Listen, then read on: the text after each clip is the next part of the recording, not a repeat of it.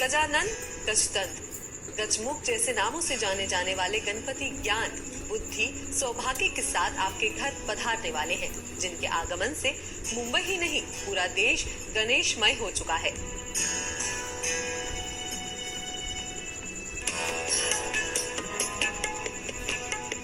गणेश चतुर्थी इस साल 2 सितंबर यानी कि सोमवार से शुरू हो रही है।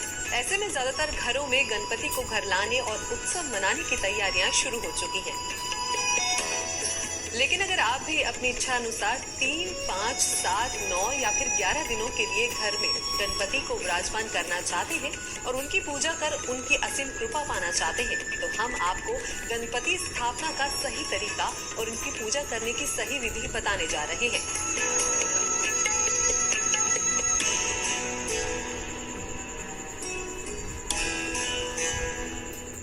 गणराज को घर लाने के लिए आप सबसे पहले गणेश चतुर्थी के दिन गणपति की मूर्ति को घर लेकर आएं।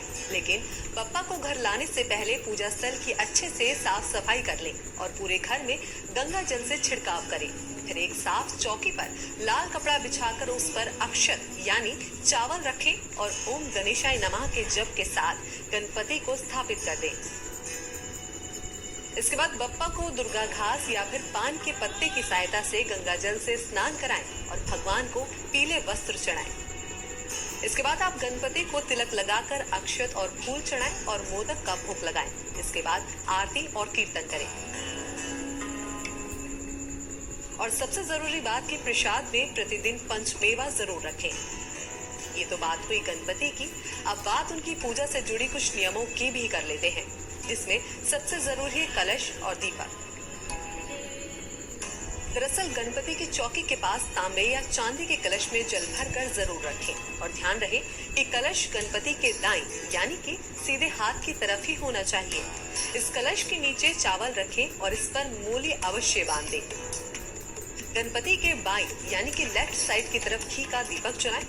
दीपक को भी सीधे जमीन पर ना रखकर और इसके नीचे भी अक्षत रखें। ये सब करने के बाद अब बप्पा के लिए संकल्प करना और उन लोगों के लिए उतना ही जरूरी होता है जितना उन्हें घर लाना होता है। दरअसल गणपति की स्थापना के बाद आप सीधे हाथ में अक्षत और गंगा जल लेकर संकल्प करें। कहें कि हम गणपति को इतने दिनों तक अपने घर में स्थापित करके प्रतिदिन विधि विधान से पूजा करेंगे। संकल्प में उतने दिनों का जिक्र करें जितने दिन आप गणपति को अपने घर में विराजमान चाहते हो।